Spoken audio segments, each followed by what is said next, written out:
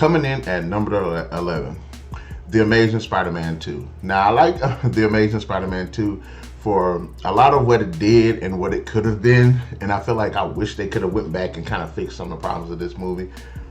But The Amazing Spider-Man visually is just a stunning and great looking movie. That is not, can't really take that from this film. It has an amazing soundtrack. It has one of the best soundtracks I've heard in a superhero film. Just the overall, that opening sequence was just gold. It was just beautifully crafted, beautifully just made. Even with Electro's theme, with the techno feel to it. So it just sounds and looks like a really good movie. I like the look of Electro. Yes, the movie has plenty of problems. There's a lot to do with the story. There's a lot to do with the writing, but I still think it's an entertaining enough movie. And I did like the chemistry between Andrew Garfield and Emma Stone. Coming in at number 12, Man of Steel. I think this is the best Superman story, hands down. I like the emotional journey that the character has to go through. I like the visual aspect of it. I love the fact that the fights, that everything just feels so intense in this film. The fights are just straight up badass. They're large scale, they're high stakes. You can definitely tell what is at stake in this movie with just how destructive everything is. And I really like the film. And plus the score is just beautiful. Just a beautiful score.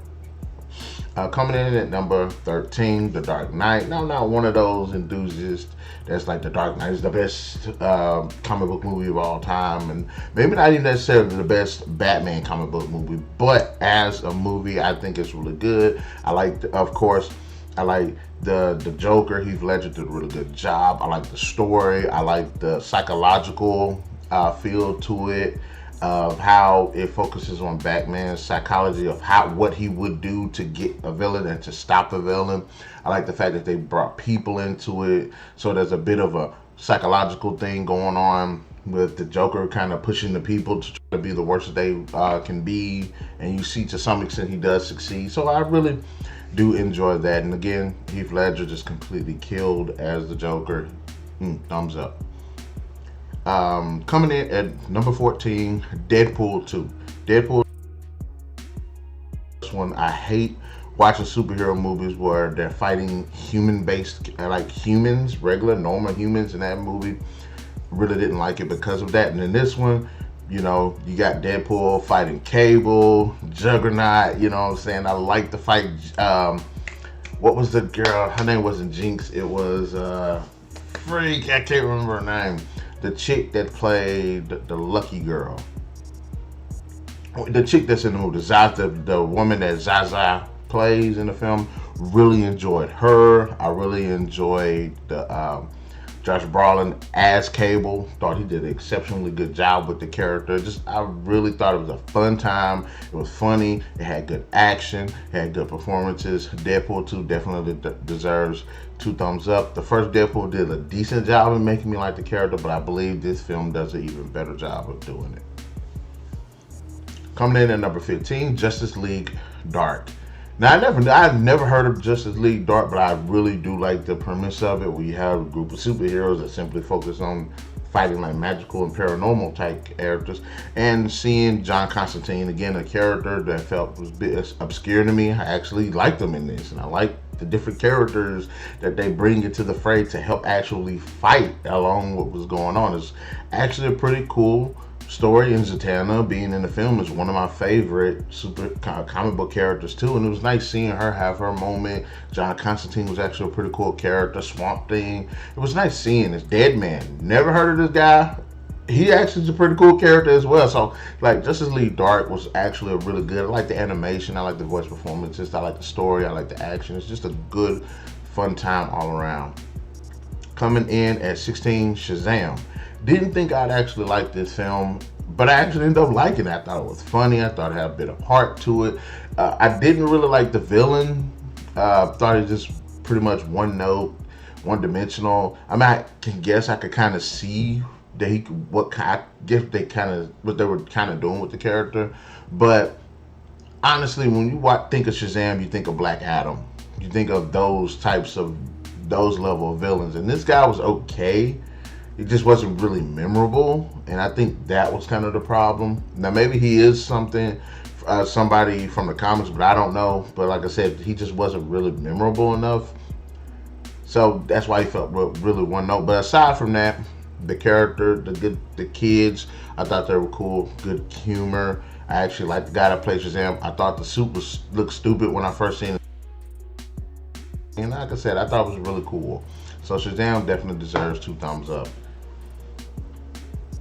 Following Shazam, coming in number 17 is Wonder Woman. Now, Wonder Woman is great for a lot of reasons. It has its share of issues, but it's good for a lot of reasons. One, Gal Gadot, perfect as Wonder Woman. If somebody can pick up, I mean, of course, there'll be other chicks that can play a good Wonder Woman too, but as far as live action Wonder Woman, she's the best hands down. There's no denying that. Simply, she is. I guess it's my opinion, but more people probably do like Linda Carter than Gal Gadot, but I like Gal Gadot. And it's got a good story to it. Steve Trevor, played by Chris Pine. Great chemistry between these two characters. It has a lot of heart to this film. The setting of the World War was a good backdrop to not only showcase what Amazons truly fear about man, but also was a good backdrop towards seeing towards Wonder Woman developing and learning about the world and everything. So it's got some really cool action in it. It's got some pretty good moments. It's got a really good setup. The 2 leads are actually really good with good chemistry, and it was also cool seeing the Amazons like do Amazon stuff. So that was pretty badass. Coming in at number 18, Atomic Blonde. I have not read the comics, but this movie actually surprised me. I thought it was garbage. Sat there, watched it, really enjoyed it. Charlize Theron's one of my favorite actresses, and I like seeing this really cool, deep, dark spy, secret agent movie. It's got a lot of twists and turns, and really the story isn't something like you haven't seen before. It's pretty standard. There are some characters, I mean, when you start to kind of get on board, you start to say, okay, this guy's the bad guy. This is what's kind of going on, and you know, this guy's a dick and everything. It's like, okay. But what stands out with this film is the hard-hitting fight sequences. They are well shot. They are well choreographed. They are brutal. And I have to give 2 thumbs up to Charlize Theron and whatever stunt double that she had going on, because those fights were just brutal. Those are some of the darkest fights I've ever seen in any comic book movie. It wasn't that you just punch and somebody just walks away from it. Like, it was straight up brutal, bloody, just ugh. But it's got some of the best. That hallway fight scene, the staircase fight scene, one of the best. Alright, coming in at number 19, Thor Ragnarok. The first Thor film I thought was okay. Dark World wasn't completely terrible, but I don't feel like it was good as a good follow-up to the Thor film, because there's so much they could have done but they didn't do. But Thor Ragnarok manages to just go silly, and it's just a fun experience. Not only do we get a well-deserved Thor versus Hulk fight, which makes up for any of the BS, the BS in the Avengers film, because that fight was not no fight, but it was actually funny. There was actually a bit of heart to it when it came to Loki and the Valkyrie. Hela is one of my favorite MCU villains. I think she's actually really, really sexy and really, really well done, even though they did manage to technically change her backstory up and stuff. But it was actually a fun film. Coming in at number 20, The Suicide Squad. And when I say The Suicide Squad, I meant the 2021, not the 2016 one. But this film was actually really good. I liked seeing the characters. There were some new characters. In fact, they introduced some really cool characters, Ratcatcher and Polka Dot Man, 2 of my favorite DCU characters that have been introduced. I really like John Cena as Peacemaker. I liked Idris Elba. I thought it had a lot of heart to it. I thought it was fun. I thought it was a well-told story. Starro, one character I've never given a shit about, actually was really menacing in the film. Actually pretty cool. So there's a lot of good, great moments in this film. And a lot of the issues that people said the first Suicide Squad film had, this one actually does it a bit better.